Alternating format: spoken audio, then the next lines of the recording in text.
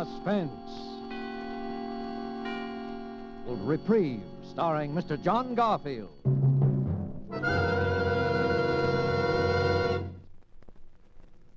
This morning, my lawyer, Mr. Gurley, said he was trying to get me a reprieve, so I looked it up in a dictionary I got. It says, reprieve, to suspend temporarily the execution of a sentence upon, and relief for cessation from pain or ill. Well, the first part, I guess Mr. Gurley can get. He knows all the rules. But the second part, cessation of pain, well, that's up to me. Maybe when I've spilled it all out, put it out on a table where I can look at it, why I'm here, and about the kid, about Laurie, maybe then will come cessation of pain. I don't know. Anyway, I can try. Okay. Name, Steve Hannibal. My old lady had to name me something, so I guess she read the name Stephen on a book, if she could read, which I doubt. Age 34. Health, excellent. But wait up.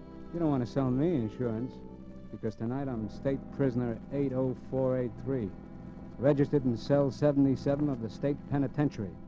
That's the death cell. I'm in for murder. I was always the bright boy, but right now, I don't know, I'm mixed up, but good. And not about being here, not about murder. Well, the pen is my home, away from home, kind of. And murder in my social set, well, murder is as common as chicken pox in PS 137. No, it's that last year of honest toil that threw me for a loss. Because I wasn't mixed up at all the night Murph and Joe and I blew out of Chicago. That was a minor inconvenience, right in line with the way I've always lived. Let's see it. It was nearly 2 years ago. Murph and Joe and I and the boys had knocked off a payroll, a good, clean job, except for a couple of guys getting hurt fatally. And the Murph was tipped off that one of the boys, he didn't know who, had squealed to the cops. So Murph knew we were hot, and he came up to my room on Madison Street. I'm leaving town, Steve, tonight. It's an idea. So am I. Yeah, we better blow. You and me and Joe. And the rest of the boys? Look, I can't take care of everybody, Steve. You know how it is. Sure, I know. You'll take care of the ones that you can't get along without. That do your thinking for you. Oh, it ain't that, Steve. It's... Cut it. Well, okay. So we got around 20 grand. 23. Yeah, sure. Yeah, 23. Well, with that dough, we can go to Florida. Yeah? Yeah. Lie down there all winter till the heat's off. You think that's a bright idea, don't you, Murph? Well, sure. Why not? Yeah, we take a nice big shiny suite in the Paradise Hotel, pick up some dolls. Yeah, that's right. Well, that's just what we're not going to do. What do you mean? We're not going to travel first class, spread dough around places like the Paradise accompanied by any dolls. And why not? The dough's marked, bird brain. The serial numbers have been written down, and we'll be looking for that kind of dough in places where dough changes places. Places like the Paradise. Well, we could go to some other place, like a rooming house in St. Pete. Yeah, and we could be smart if we put our minds to it. Yeah? Like what? Like putting that package of dough out of circulation in a safety deposit box. Here. You know that's all the dough we got. Sure, so we can get along without it for the time being. It's worth a little discomfort to beat a murder rap. Okay, say you're right. But we still have to leave town. We'll leave, Murph. And this is how. I figured I'll never look for you where there isn't a stall shower, so we'll fool them. We'll ride the rails.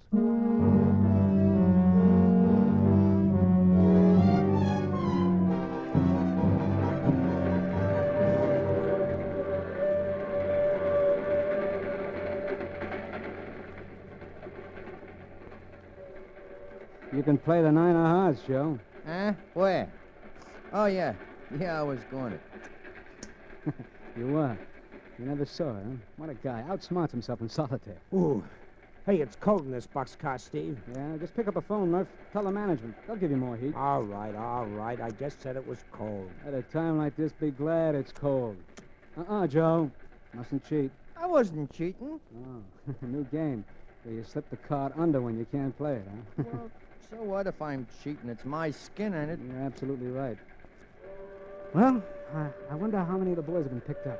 I couldn't take care of everybody, Steve. None of them been picked up. Why should they be? Oh, boy, there's that 3 I've been looking for. None of them been picked up, huh?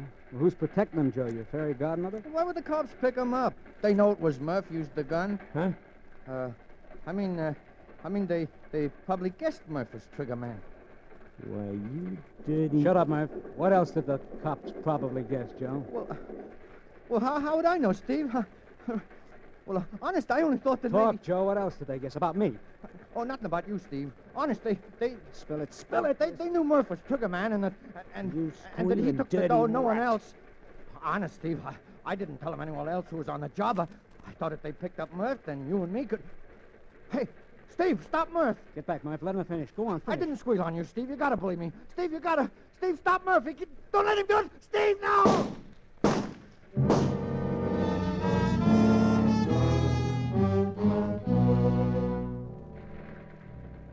That was Murph being trigger happy. Joe went down sort of slow and quiet, like the movies you see of a parachute settling on the ground. I think he twitched a little. I looked out and saw the train was slowing up and that we were coming into a freight yard, not 50 feet across the tracks. I could see a couple of guys heading our way who looked like railroad dicks. I thought fast, like always. Murph was hot, very hot, and being very shy on brains, if they picked him up, he'd lead them to the payroll door like a homing pigeon. Inside of 24 hours, too. And I hadn't anything pinned on me for a few years. If anyone took the rap, it would have to be me. If I ever wanted to smell my share of that 23 grand. And this was a rap I thought I could beat. Unlucky, why, I'd go up for a year or so for manslaughter, claiming self-defense. Lucky, I'd bluff my way out of it altogether. I talked fast to Murph. And when the boxcar stopped opposite those dicks, I had Murph's gun in my hand.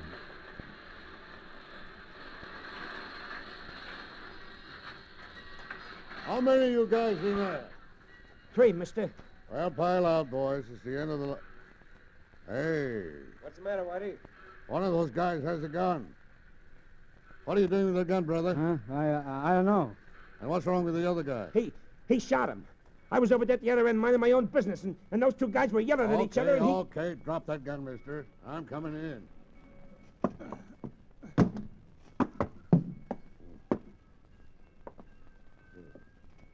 Is he dead? Dead as a mackerel. All right, mister. Tell me about it. I don't know what happened. It was his gun, or it just went off. Yeah? Did you see it? You over there. I didn't see nothing. I was down at this end of the car minding my own business. They'd been yelling at each other for hours. I didn't pay any attention till the gun went off just now. And honest, I don't know anything. Now keep your shirt on. Looks like you're in trouble, mister. I tell you, I don't know what happened. Leave it to headquarters, buddy. Yeah. Maybe you remember better at headquarters. I don't know what happened. All right, Dreamy. No matter what you remember, the rap is murder.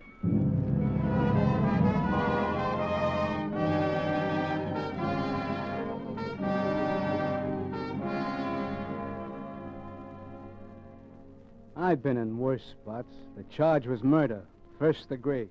But I knew I could get that cut down. The best thing was that they turned Murph loose without checking on him, and Joe was unidentified. I dreamed up a name I said I knew Joe by, read something or other, and it went down all right. And so then I settled down for what might be an extended vacation, a vacation that would earn me half at 23 grand. Only one thing bothered me. It seems the town we picked to kill Joe in was going through one of those, reform spasms, and the papers were really lathered up about it. And my case was made to order for them. A crime they could get holy about without stepping on any local toes. While I was waiting trial, they fried me but good, and I burned about it. So that's why I didn't exactly clap hands when they told me a reporter was coming in to see me. And I didn't shout hallelujah either when I saw it was a doll. Sharp looking, all right, but still just a doll. Hello. Hiya, chick. You're Steve Hannibal? Yeah. I'm Laurie Ware of the News Press. Uh-huh. I'd like to get your story. Look, sister, your job is writing. If you can't do it alone, you shouldn't have had the job. I mean your side of the story. Oh, it's nice of you to take an interest. Please, I wish you'd listen to me. Go peddle your paper somewhere else. Please. Don't you understand English? Look, I don't blame you for being suspicious of me. You see, I know the papers haven't been fair to you. I know they've been trying your case before it comes to trial. So, it happens every day. And I feel sure there's more to this case than has been told. I have a feeling You that... gotta be careful of those feelings, baby. I got a hunch you didn't do it. That maybe you were framed. So what if I was? Well, I don't know how much I can do. Except I know that if you have a story, I can get it printed. And that'll make the difference? I don't know. At least when it comes to picking your jury, there'll be some people in this town who haven't made up their minds. Oh, something in that. Well? Okay. I'll tell you the real McCoy truth. Oh, that's wonderful, Steve. I'll take it down. Well, there isn't much to tell. It was just what the papers call an innocent bystander. I was asleep when it happened. And how many men were in the boxcar? Before I got to sleep, there were about 6 or 7. When the shots woke me up, I saw 2 guys jump off, and we were moving pretty slow.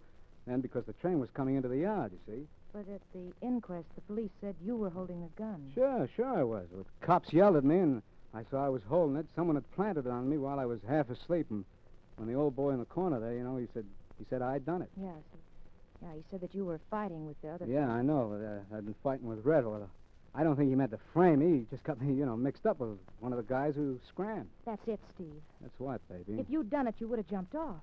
You wouldn't just stand there waiting to be arrested with a gun in your hand. Or you would have thrown the gun out. Well, they'll claim I didn't have time, but, it's an angle. And I'll pound it, Steve. I'll get you a lawyer. Yeah, I guess I'll need one. You'll need all the help you can get.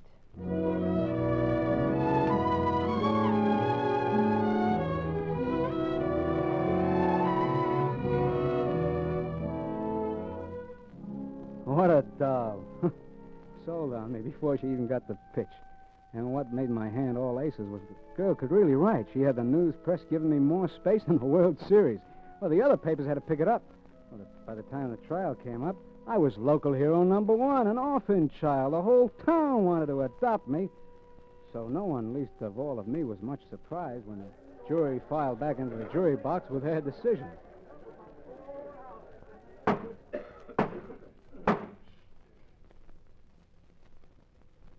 Have the gentlemen of the jury reached a verdict? We have, Your Honor. Will you read the verdict? We, the jury, find the defendant not guilty as charged.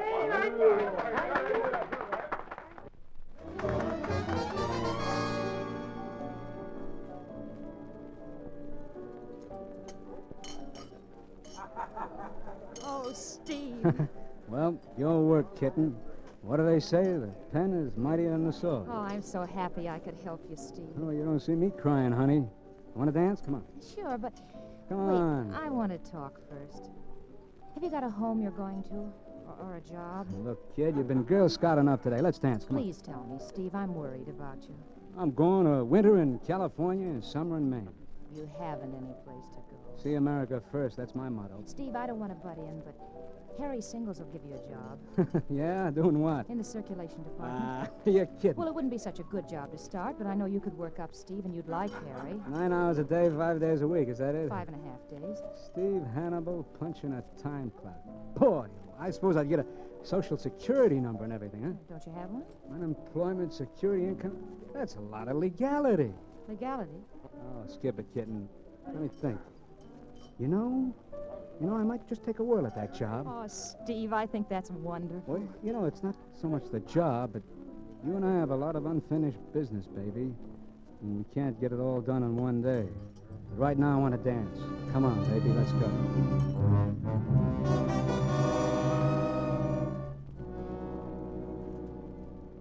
That was the old brain working again. You see, I had counted on drifting until it was safe to join up with Murph. I didn't know where he'd be gone, but I figured I'd be able to find him when the heat was off. But when Laurie said job, it was a kind of new angle. I could stay right here in town, pull down enough money to get by, and maybe even a little on the side. Well, it was the safest spot I could possibly be for the time being. I went down to the newspaper office with Laurie the next morning and was hired. First time in my life such a thing ever happened to me. Harry Singles was a sharp guy for any racket, and working with him, I got so I didn't mind it. Of course, the hours were very regular, all daytime, and I had to put on a clean shirt now and then. But I always had that 23 grand to think about. And the kid Laurie, well, I couldn't have squired a better doll in Chicago, New York, or any place. Only sometimes she made me nervous. Let's not go out tonight, huh, Steve? Let's stay here in my place. I'll cook something. I don't know. It doesn't seem right. What doesn't seem right? Seeing a doll with class and an apron, I can't get used to it. You will eventually.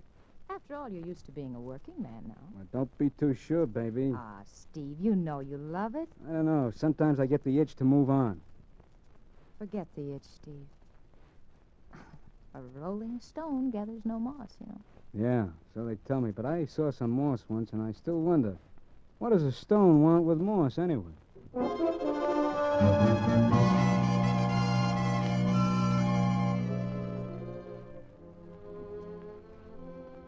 See what I mean? Laurie kept telling me how much I liked being a pillar of society, so that sometimes I even began to wonder. And then Harry started shoving raises at me and titles, and, well, inside of no time, I was a district manager. And I sat down and figured the dough angle. And it gave me a shock. Because even if it was legal, I was making more dough week in and week out than I had with Murph and the boys. Well, the Chicago stick-up stayed hot, and I didn't hear from Murph, so I let it all ride and kept working. Along about then, the papers were in a lather again, all about reform.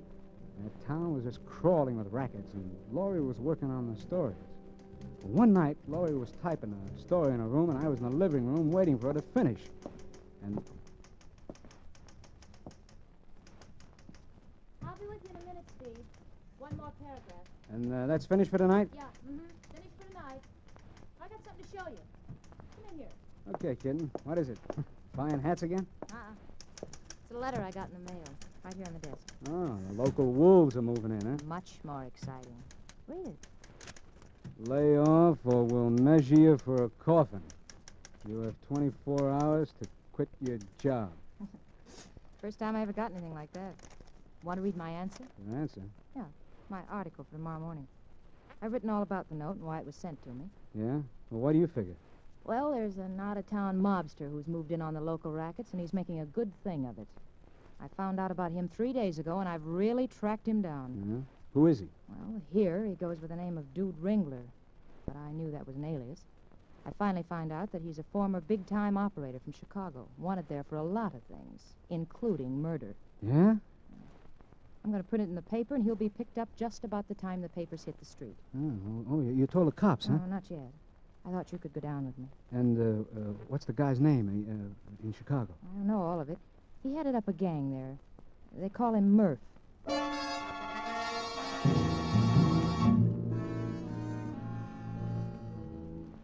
I got that roller coaster feeling, only worse. I still can't figure it. She was only a half-baked doll, moving into territory where anyone was likely to get clipped. Why should I care? But something funny happened to me, and she could see it. Steve, what's the matter? Well, you got to lay off, Laurie. You got to quit. Because of that ridiculous note? Don't ask me why. Just quit. Well, I certainly won't quit. Don't you see? That's just what he wants me to do. Okay, I'll tell you. I know Murph. You know him? Yeah, and he's trigger-happy. He's a rattlesnake in pants. Well, then that's all the more reason, Steve. Now, listen to me. I don't know why I'm doing this. I never missed figuring percentages before in my life, but I'm going to tell you something. I'm going to tell you before I wise up.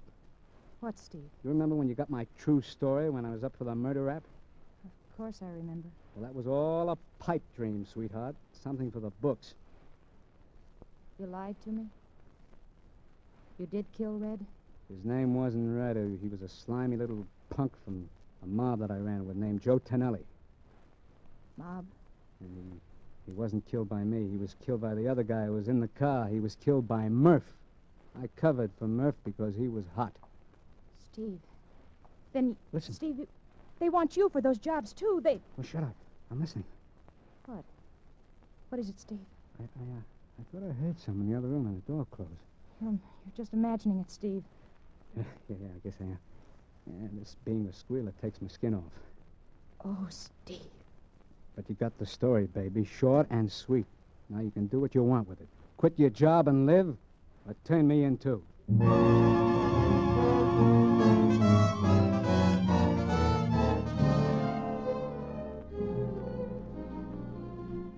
What a doll. What a doll. She cried on the front of my shirt, and then she smiled. And she called Harry Singles with me sitting there and told him she quit. She told him she was getting married the next morning to me. I played along. Then I left her. After telling her to button her lip and keep the door locked, I started to go find Murph to check on that 23 grand and put him wise so he'd lay low. I could see that he still needed me to think for him. But there was something wrong, something very wrong. I felt like I was kind of cracking up, so I let it ride until the morning. I was climbing the stairs to pick up Laurie at 9 on the dot, and for some reason I was feeling pretty good. Open up, chick. It's me. Open.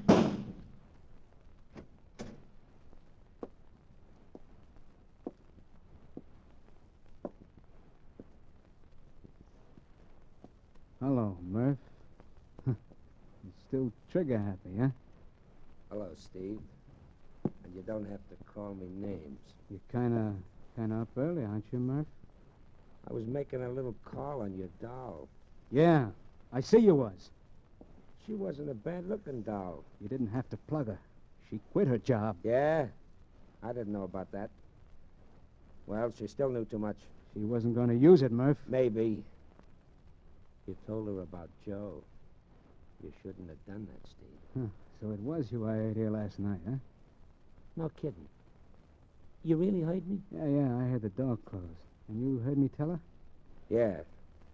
This working legal's giving you bad habits, Steve, but I'll forget it. Come here. Come over here. Just look what she would have wrote. Dude Ringler, alias Murph. Alias, we don't know how many other names. Wanted in a half a dozen cities for murder, larceny, and kidnapping. That wouldn't have looked good, Steve. She wasn't going to use it. No? Well, don't let it worry you. Well, it's about time we picked up that 23...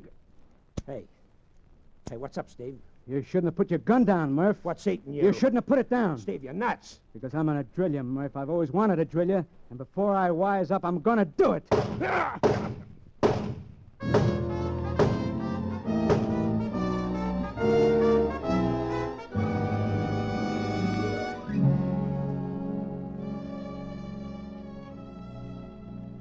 That time, the neighbors heard it. I didn't care. I kept pumping lead. When they came in, I was standing over Murph, holding the gun. The same gun he'd used to kill the kid. So the cops got me for both of them. Both of them. And for Joe and the payroll job, too.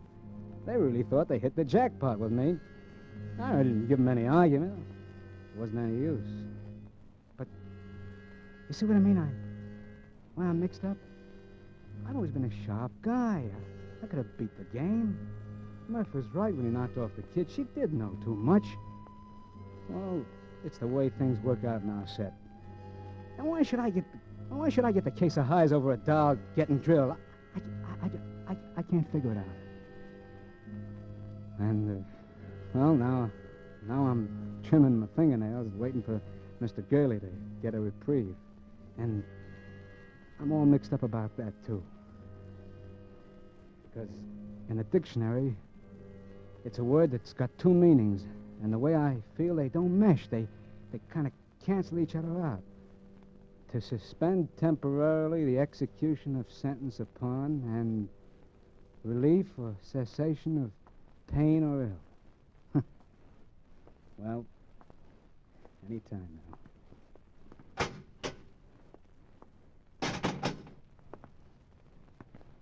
Hello, Mr. Gurley. Hello, Steve. What's the good word? Now, boy, Turn your collar around, Mr. Gurley, if you're going to talk that way. Spill it.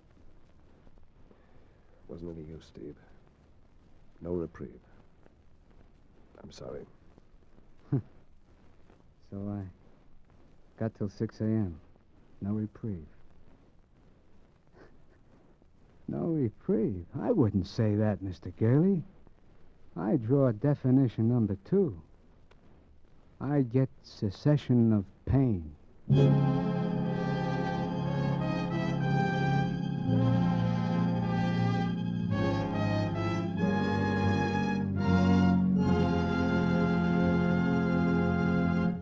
And so closes Reprieve. John Garfield, as star of tonight's study in Suspense. Suspense is produced, edited, and directed by William Spear.